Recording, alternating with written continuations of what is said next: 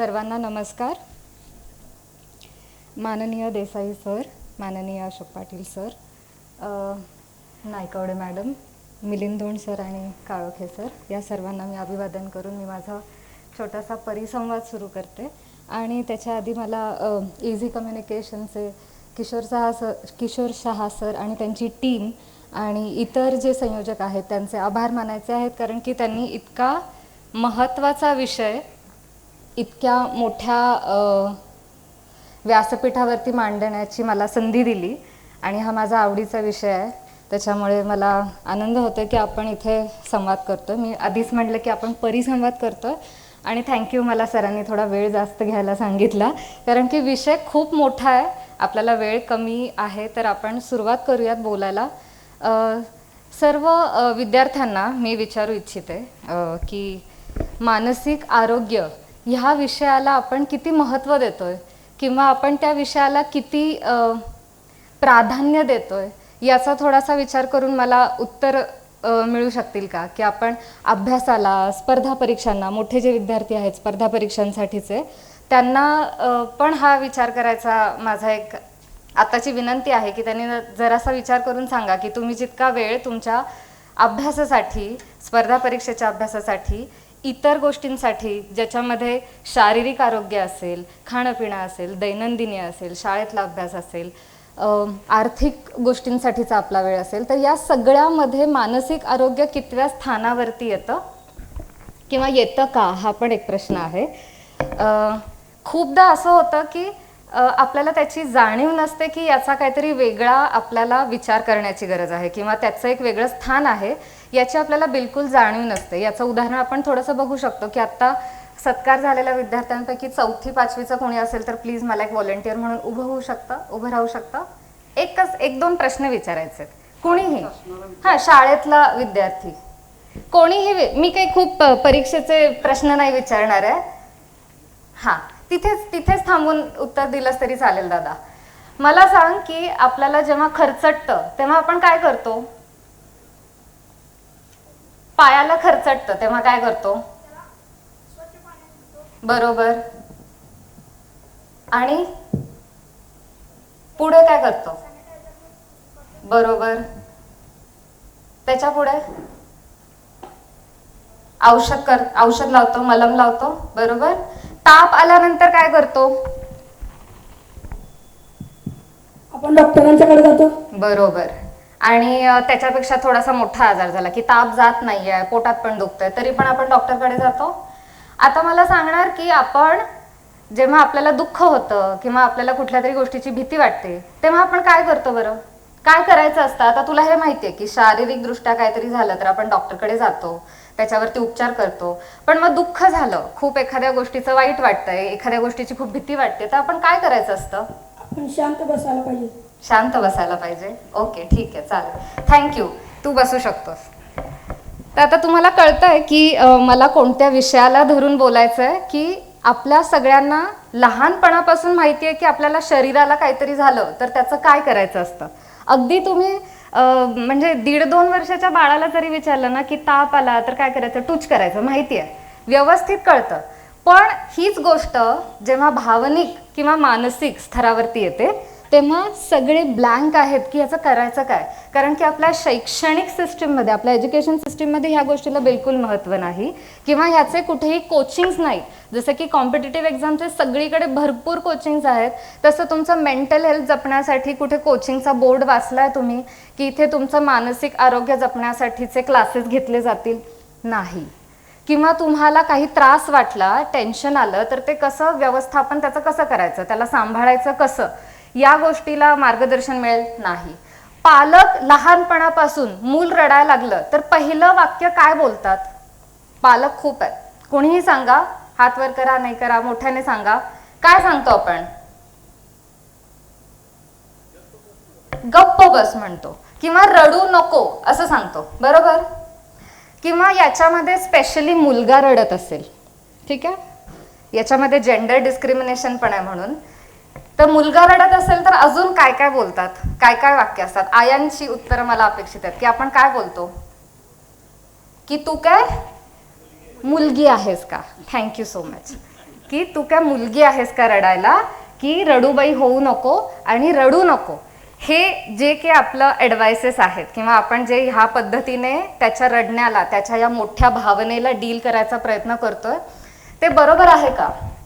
जसं दादाचं उत्तर आलं, भीती वाटली तर शांत बसायचं. शांत बसणे हा उपाय आहे? नक्कीच नाही. ताप आल्यानंतर आपण शांत बसतो? नाही. मग आपल्याला दुःख वाटल्यानंतर, भीती वाटल्यानंतर, ताण आल्यानंतर आपण शांत बसून काय करतोय? त्या आजाराला त्याचं निवारण करत नाहीये, त्याला उपचार देत नाहीये, त्याच्याकडे लक्ष देत नाहीये. तर आपली सगळ्यांची पहिली पायरीच ही असली पाहिजे की या गोष्टीला महत्त्व देणं किंवा या गोष्टीला उपचार करणं गरजेचं आहे आणि तितकंच ते महत्त्वाचं पण आहे. का महत्त्वाचं आहे? कारण की तुम्ही सगळ्यांनी विचार करून बघा की तुमचं सगळं छान चाललेलं असतं, तुमचा अभ्यास छान चाललेला आहे, तुमचं शरीर छान आहे किंवा तुमच्या घरातल्या गोष्टी छान चाललेल्या आहेत, तुम्ही छान कमवताय. पण जर एखाद्या गोष्टीने तुमचं मन दुखावलं, एखाद्या गोष्टीने तुमचा मूड गेला किंवा एखाद्या गोष्टीमुळे तुम्हाला खूप टेन्शन आलं, तर या बाकीच्या सगळ्या छान असलेल्या गोष्टींचं होतं काय? त्याचा तुम्हाला कुठेतरी आनंद घेता येतो का? नाही. इरून फिरून सगळ्या गोष्टी कुठे येतात? तुमच्या मानसिक स्थितीवरती, की तुमचं मन नाही लागत आहे. सगळं छान चाललंय पण तुम्हाला त्याचा आनंद घेता येत नाहीये. तर याच सगळ्या गोष्टींना आपल्याला प्राधान्य देऊन कदाचित सुरुवात करताना, पुढचं सगळं ऐकताना हे लक्षात घ्यायचंय की मानसिक आरोग्य ही आपली प्रायोरिटी असली पाहिजे. कारण की त्याशिवाय आपण पूर्ण आरोग्यदायी आहे असं म्हणू शकत नाही. WHO व्याख्येनुसार जर आपण हेल्थ ह्या शब्दाची व्याख्या बघितली तर त्याच्यामध्ये त्यांनी हेल्थचे इतके टाईप्स, इतके प्रकार सांगितलेले आहेत की त्या सगळ्या गोष्टी तुम्हाला हेल्दी आहेत का नाही टिक केल्याशिवाय तुम्ही संपूर्ण हेल्दी आहात का नाही म्हणू शकत नाही. त्याच्यामध्ये तुमचं भावनिक, तुमचं मानसिक आणि तुमचं वैचारिक आरोग्य या घटकांचा समावेश आहे, जे एकंदरीत सायकोलॉजीमध्ये सगळं येतं. सायकोलॉजिकल हेल्थमध्ये ह्या सगळ्या गोष्टी येतात. आता आपण पुढे जाऊया थोडंसं, की जेव्हा केव्हा तुमच्या आजूबाजूला किंवा तुम्हा स्वतःला एखाद्या गोष्टीमुळे त्रास वाटतो किंवा एखाद्या विचारांमुळे त्रास वाटायला सुरुवात होतो, तेव्हा तुम्ही शक्यतो कोणत्या पद्धतीतून किंवा कोणत्या भाषेतून त्या गोष्टीला मांडायचा प्रयत्न करता? कसं मांडता? किंवा तुम्हाला दिसतंय तुमच्या आजूबाजूचा माणूस थोडासा डिस्टर्ब आहे किंवा तो नेहमीसारखा वाटत नाहीये, तर या गोष्टीला आपण कसं डील करतो? माझ्या माहितीनुसार किंवा माझ्या आतापर्यंतच्या एक्सपिरियन्सनुसार सगळ्या जणांचं त्या व्यक्तीला हेच सांगणं असतं की काय एवढा विचार करतोय, सोडून दे, इग्नोर कर, मागे टाक, पुढे जा, है ना. पण त्या व्यक्तीला हे सांगत नाहीत की कसं सोडून द्यायचं, त्याची प्रक्रिया काय आहे, कोणत्या गोष्टींचा कसा विचार केल्यानंतर ती गोष्ट मागे पडणार आहे आणि तुम्ही पुढे जाणार आहात. तर ह्याच गोष्टी आम्ही आमच्या सर्व्हिसेसमध्ये जेव्हा आम्ही थेरपी करतो, काउन्सिलिंग करतो, हे टप्प्याटप्प्याने शिकवणं असतं. आता आपल्याकडे वेळ नाही, पण मी नक्की या गोष्टीवरती तुम्हाला थोडंसं पुढचे 5-10 मिनटं सांगते की बेसिक्स काय असले पाहिजेत जेव्हा आपल्याला विचारांना मॅनेज करायचं असतं किंवा जेव्हा आपल्याला भावनांना मॅनेज करायचं असतं. तर विचार आणि भावना ह्या गोष्टी आपल्याला दिसतात का? दिसतात. त्यांना मापता येतं की 2 लिटर, तो 5 किलो, असं काही प्रमाण आहे त्याला? नाही. आपण फक्त त्याला शब्दांमध्ये मांडतो की मला खूप विचार येत आहेत, मला भयानक विचार येत आहेत, मला भयानक काहीतरी फील होतंय. म्हणजे आपल्या फिलिंग्सना किंवा आपल्या भावनांना आणि विचारांना एकही प्रमाण नाही आहे. पण जेव्हा आपण ते व्यवस्थित त्याला ॲनलाइज करतो किंवा त्याचं आपल्या मनामध्ये सर्वेक्षण करतो, तेव्हा आपल्याला नक्कीच सांगू आपण शकतो की मला हे या प्रमाणामध्ये, म्हणजे मला थोडंसं सौम्य पद्धतीमध्ये, मला मध्यम पद्धती किंवा मला खूप तीव्र पद्धतीमध्ये ह्या गोष्टीचा त्रास होत आहे, या विचारांचा त्रास होत आहे, या भावनांचा त्रास होत आहे. तर याच गोष्टींना आपल्याला जर डील करायचं असेल किंवा त्याचं व्यवस्थापन करायचं असेल तर आपल्याला सर्वप्रथम हे मान्य केलं पाहिजे की आपण त्याला व्यवस्थापितच करू शकतो, त्यांना इग्नोर करू शकत नाही किंवा त्यांना दुर्लक्ष करू शकत नाही, बाजूला सारू शकत नाही. जसे ॲडवाइसेस आपण सगळ्यांना देतो युजली की इग्नोर कर, बाजूला टाक, पण या ॲडवाइसेसमध्ये किती तथ्य आहे हे आपल्याला बघायला लागेल.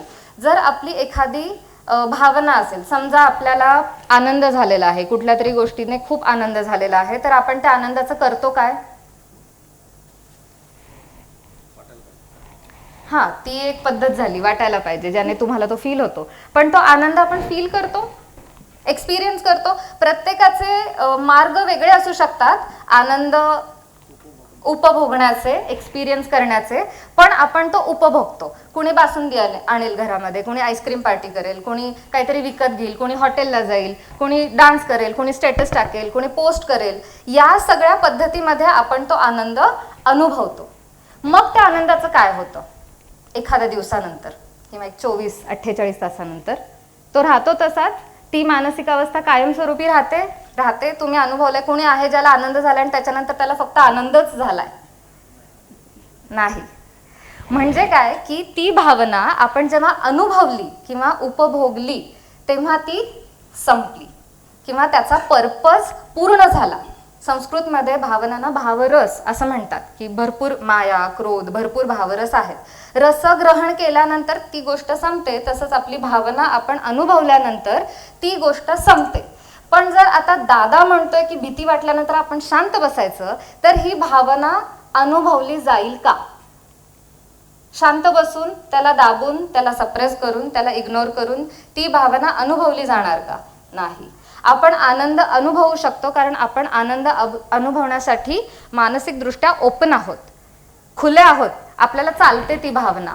पण when it comes to emotional negativity, तेव्हा आपण सगळे बंद दरवाजे करून आहोत की नाही, I don't want to feel sad, I don't want to feel guilty. म्हणजे काय की मला ह्या भावना नकोत, मला हे असले विचारच नकोत, मला हे फीलच करायचं नाही, मला सतत छानच फील करायचं आहे. जसं की आता नवीन ट्रेंड चाललेले आहेत इन्स्टावरती, फेसबुकवरती, hashtag good vibes only, hashtag positive vibes only. मला सांगा, जर आपण सतत एकच इमोशन फील करू शकलो असतो तर आपण माणूस म्हणू शकलो असतो का स्वतःला? मशीन म्हणायचं असतं ना, की एक फंक्शन सेट केलं आणि सतत तेच फील करतोय. पण ज्या अर्थी आपण माणूस आहे तर आपल्याला ती भावना आणि त्याच्यासारख्या चिक्कार अनेक भावना अनुभवायला लागणार आहेत, बिकॉज वी आर ह्युमन्स. तर मग सगळ्यात महत्त्वाचं काय आहे की आपला स्वीकार असणं सगळ्या भावनांसाठी, ना की फक्त पॉझिटिव्ह इमोशनसाठी किंवा फक्त छान वाटणाऱ्या, तुम्हाला कम्फर्टेबल वाटणाऱ्या भावनांसाठी. पण इतर ज्या भावना आहेत ज्याच्यामध्ये लिस्ट खूप मोठी आहे, ताणतणाव आहे, टेन्शन आहे, भीती आहे, चिंता आहे, एक्सेसिव्ह काळजी आहे एखाद्या गोष्टीची, गिल्टी वाटणं आहे, अपराधी वाटणं आहे, हतबल वाटणं आहे, निराश होणं आहे, हताश होणं आहे, या सगळ्याचे अर्थ त्या त्या सिच्युएशन्स प्रमाणे बदलतात. पण या सगळ्या भावनांना जर आपण मुळात ओपन नसलो तर ती भावना आपण स्वीकारू शकणार नाही. स्वीकारू शकलो नाही तर ती आपण अनुभवू शकणार नाही, आणि जर अनुभवली नाही तर त्याचं निवारण होणार नाही, ती निघून जाणार नाही. जसं आनंद उपभोगल्यानंतर निघून जातो, तर ही कॉन्सेप्ट कदाचित इथल्या सगळ्यांसाठी नवीन असण्याची शक्यता आहे. कारण की समाजाने शिकवलंय की कायम आनंदी राहायचं, कायम पॉझिटिव्ह विचार करायचा, कायम छान विचार करायचा, मनामध्ये वाईट काही आणायचं नाही. या पगड्याखाली आपण इतके आहोत की आपण एखादी नेगेटिव्ह भावना आली की त्याला फक्त उडवून लावायचा प्रयत्न करतो किंवा शांत बसतो, म्हणजे दाबून टाकतो, किंवा त्याच्याकडे दुर्लक्ष करतो.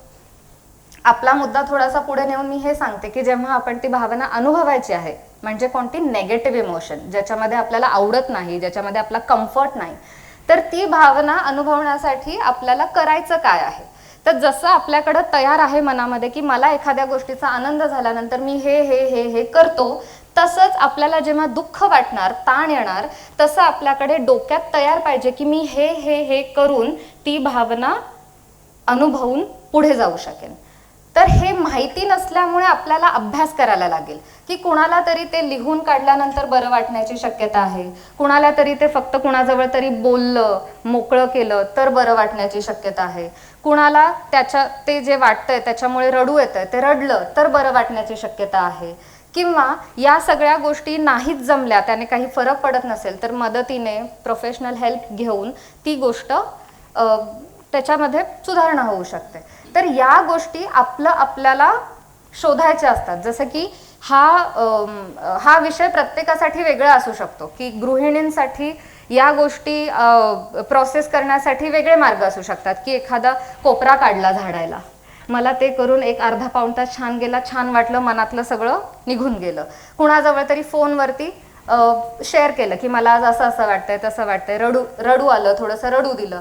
या गोष्टी असू शकतात. जे थोडेसे अजून थोडं याच्यापेक्षा पुढे आहेत, विद्यार्थी अवस्थेमध्ये आहेत, त्या लोकांना कदाचित लिखाणाने किंवा त्या गोष्टींवरती चिंतन करून ती गोष्ट निवारण होऊ शकते. तर हा अभ्यास आपण आजपासून केला पाहिजे की माझी स्वतःची वैयक्तिक उपाययोजना काय असणार आहे जेव्हा मला एखादी अवघड भावना समोर येणार आहे. तर ही गोष्ट कळण्यासाठी आपल्याला स्वतःसोबत थोडा वेळ घालवला पाहिजे किंवा स्वतःच्या व्यक्तिमत्वाचा, स्वतःच्या स्वभावाचा थोडासा आढावा घेतला पाहिजे की मी हे कसं करू शकीन, मला लिखाणाने कसं वाटतं मी एकदा लिखाण करून बघीन, रडून कसं वाटतं मी रडून बघीन.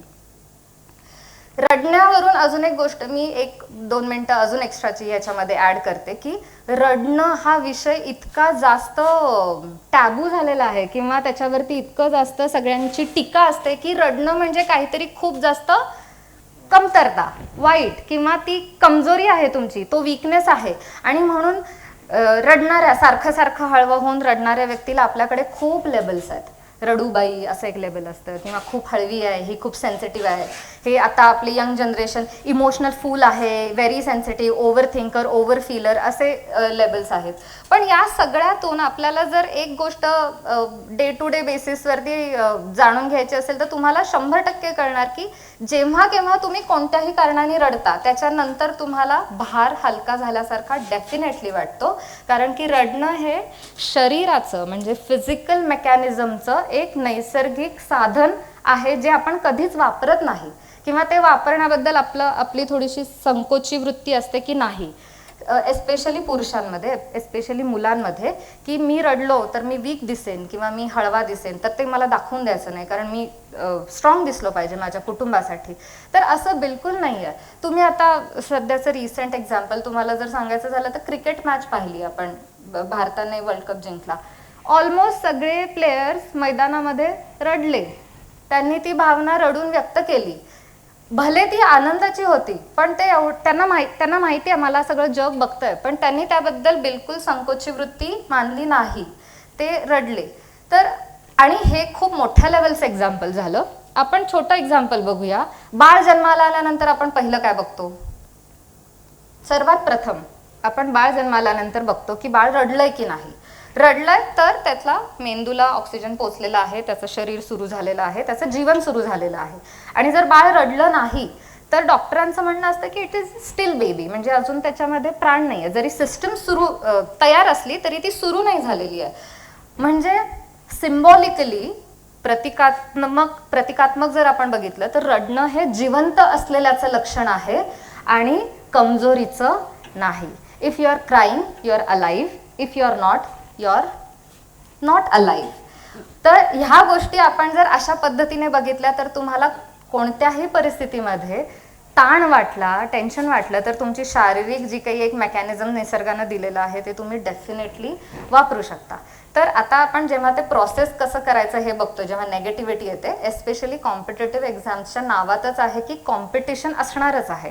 आपण फॉर्म भरतानाच त्या गोष्टीला मान्य करतोय, अग्री करतोय की इथे मी माझ्या ह्या काही अभ्यासाच्या प्रक्रियेला एका कॉम्पिटिशननी बघणार आहे. म्हणजेच काय, मी तेव्हा माझी सहमती दिली की ह्या कॉम्पिटिशनमधल्या ताणाला मी सामोरं जायला तयार आहे.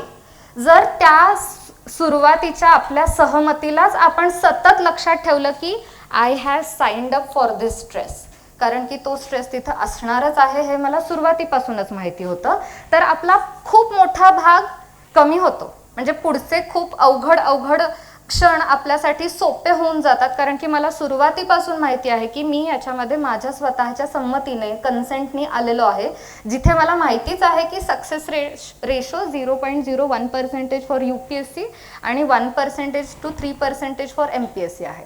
तर मला इथे जेव्हा केव्हा ताण वाटणार तेव्हा मी त्याला स्वीकार करून पुढे गेलो पाहिजे. आणि स्वीकार करून याचा अर्थ आहे की मला का, मीच का, माझ्याच बाबतीत का, जसं सर सांगत होते पाटील सर की कंपॅरिझन खूप असते की मग त्याचं झालं माझं का नाही.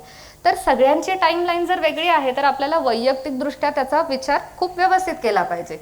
तर याच गोष्टींमुळे जर आपल्याला थोडंसं हलकं होणार असेल, मान्य करून, स्वीकार करून की yes I am in for it, for that stress, for that tension सुरुवातीपासूनच, तर आपण ते रॅशनली किंवा ज्याला म्हणतात सतसत विवेकवादाने मान्य करू की हो हे मी सांभाळेन किंवा याला मी सामोरं जाईन, याला मी फेस करेन, ना त्याच्यापासून पळून जाईन, ना त्याच्यापासून असं काहीतरी पाऊल उचलेल ज्याच्यातून माझ्या जीवाला धोका असेल, अशातून मी असं काहीच करणार नाही जे माझ्या शारीरिक हेल्थसाठी धोकादायक असू शकतं. फॉर एक्झाम्पल व्यसनांकडे वळणार नाही, अशातून मी कोणत्याही इतर गोष्टींचं व्यसन लावणार नाही. मोबाईलचं पण व्यसन आहे, त्याला बिहेवियरल अडिक्शन म्हणतात. तर या सगळ्या गोष्टी जर आपण मान्य केल्या आणि त्याला सामोरं जायला कॉग्निटिव्हली म्हणजे वैचारिकदृष्ट्या रेडी राहिलो, तर आय फील की त्या गोष्टींचा भार आपल्याला अतिशय म्हणजे 50% पेक्षा कमी अनुभवायला मिळतो. राहिलेला 50% भाग आहे त्याच्यामध्ये करायचं काय, की आता मी मान्य पण केलं की हो मला ताण येणार, हा मला टेन्शन येणार, ह्या गोष्टीची भीती वाटणार, एवढं मोठं स्टेज आहे, मला एवढ्या लोकांसमोर बोलायचं आहे, मग मला पोटात गोळा येणार डेफिनेटली येणार. तर काय करायचंय, आधी ते मान्य केलं म्हणजे मी त्याला व्हॅलिडेट केलं, त्याला एक स्थायी स्वरूप दिलं की इट इज नॉर्मल, जे की मेंटल हेल्थचं WHO 5 वर्षाची थीम आहे, त्यांचं वाक्य आहे it is okay not to be okay. म्हणजे आपण ओके नाही आहे हे ओके आहे, because it is normal, because it is natural. हे नैसर्गिक आहे की आपल्याला पूर्ण वेळ छान वाटणारच नाही आणि ते मान्य केलेलं आहे. निसर्गानेच तुम्हाला ते दिलेलं आहे की तुम्हाला व्हरायटी ऑफ फिलिंग्स येणार. तर आपण हे मान्य करून जेव्हा पुढे जातोय तेव्हा आपला पहिला भाग व्हॅलिडेशन असला पाहिजे, दॅट वी आर व्हॅलिडेटिंग आपले इमोशन्स, आपल्या भावनांना आपण मान्य केलं.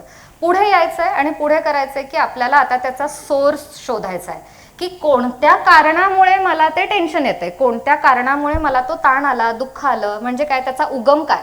मग उगम शोधला की आपल्याला त्याच्यावरती काम करता येतं. जर मला उगमच कळला नाही तर मी काय म्हणजे कुठे काम करणार. जसं की आता ताप आला, 4 दिवस गेला नाही, डॉक्टरकडे गेलो, ब्लड टेस्ट केली, समजलं डेंग्यू आहे, तर मी डेंग्यूची ट्रीटमेंट केली.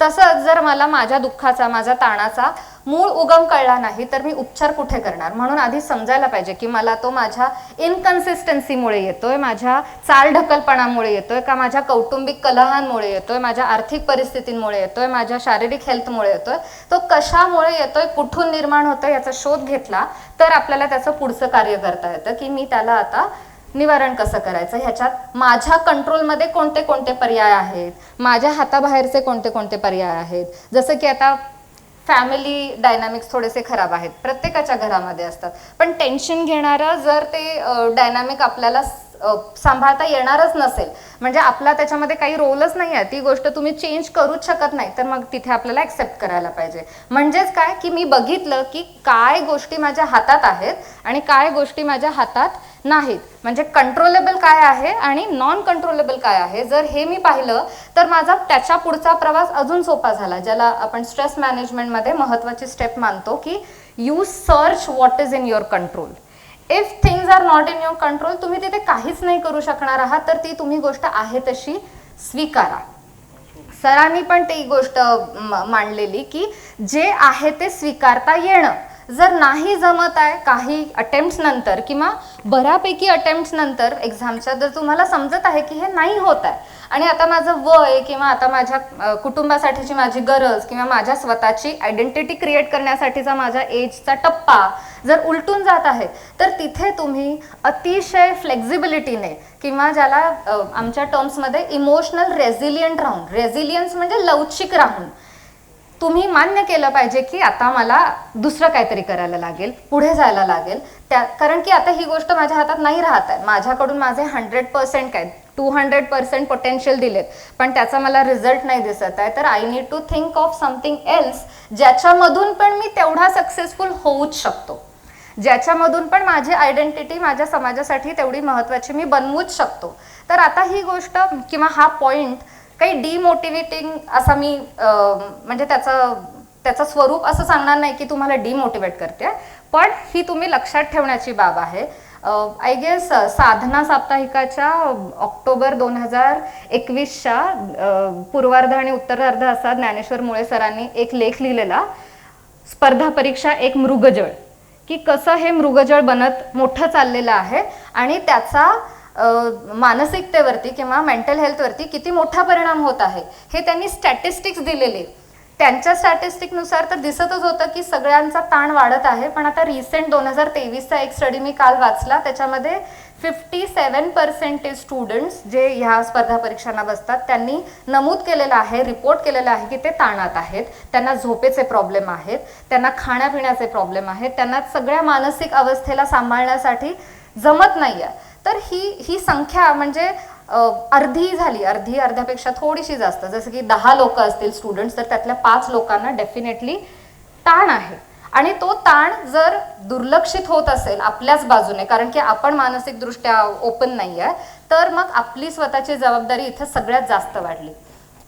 Coming back to my point, की जेव्हा आपण प्रोसेस करत पुढे जातोय, कंट्रोलेबल फॅक्टर शोधतोय, नॉन कंट्रोलेबल शोधतोय, तर त्याला पुढे आणत ॲक्सेप्टन्स हा आपला शेवटचा टप्पा आहे. की आपण काही गोष्टी आहेत तशा मान्य करून आपल्यासाठी वेगळ्या स्किल सेटमधून अजून काय करता येईल हे पण बघू शकतो. Again I am taking reference, sir जे सांगत होते की तुमचे स्किल्स जे आहेत ते ओळखून ते अजून कुठे वापरू शकता हे तुम्ही सर्च करू शकता. किंवा त्या स्किल्सना, जसं की आता फॉर एक्झाम्पल मला असं वाटतं माझं बोलण्याचं स्किल आहे, तर ते मी मध्ये सायकोलॉजीमध्ये वापरू, काउन्सिलिंगमध्ये वापरू, का मी मास मीडिया कम्युनिकेशनमध्ये वापरू, रिपोर्टर बनू की ॲक्टर बनू, हा माझा मुद्दा आहे.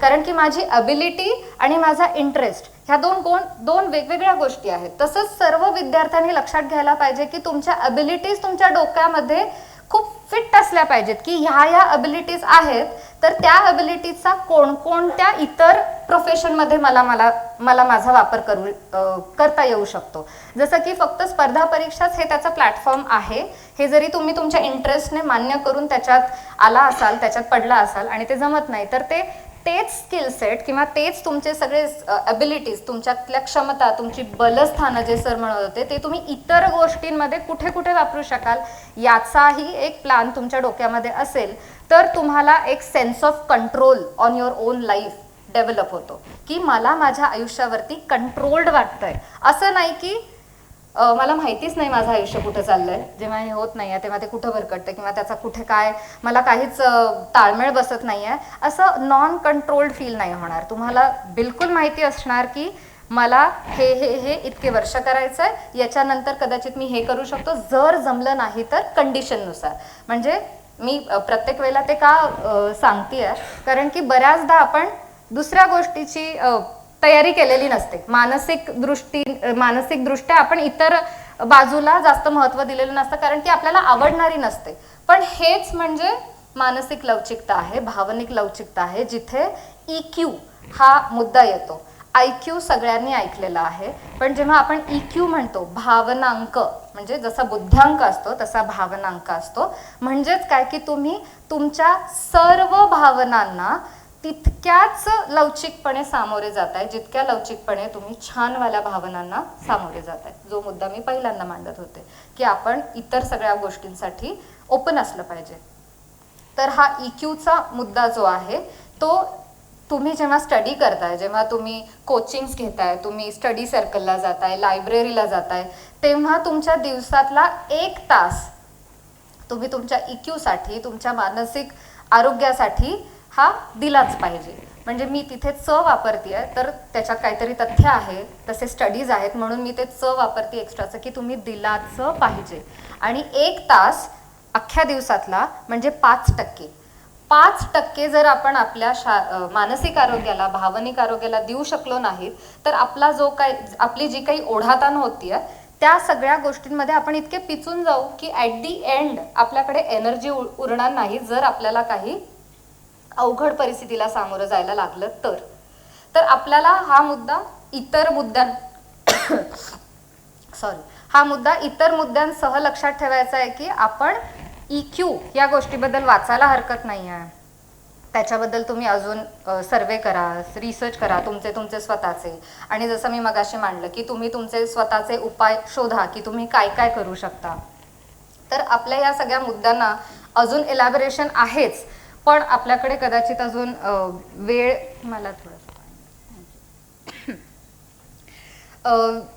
कमी आहे, म्हणून आपण हे एवढंच डिस्कस करू.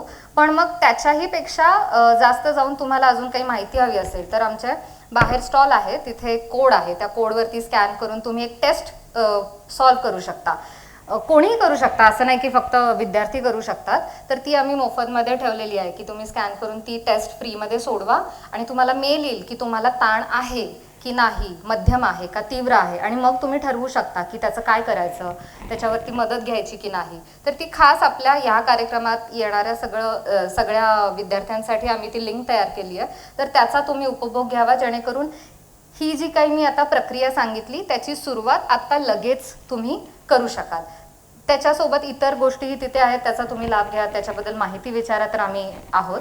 आणि वाइंडिंग करताना मला एक गोष्ट विचारायची आहे की आत्ता या संदर्भातले, या विषयातले काही प्रश्न असतील जे तुम्हाला आत्ता मनामध्ये चाललेत, काहीतरी शंका आहे, विचारायची आहे, तर ती आपण आत्ता विचारायची की सगळं झाल्यानंतर विचारायची? झाल्यानंतर? ओके, ठीक आहे. तर नोट डाऊन करून ठेवा, वी आर देअर. आपण त्या सगळ्या गोष्टी डिस्कस करू. आणि मला पुन्हा एकदा आभार मानायचे आहेत संयोजकांचे की त्यांनी मला संधी दिली या विषयावरती बोलायची, तुमच्याबरोबर कनेक्ट व्हायची आणि मला माझं मत तुमच्यापर्यंत पोहोचवण्याची. धन्यवाद.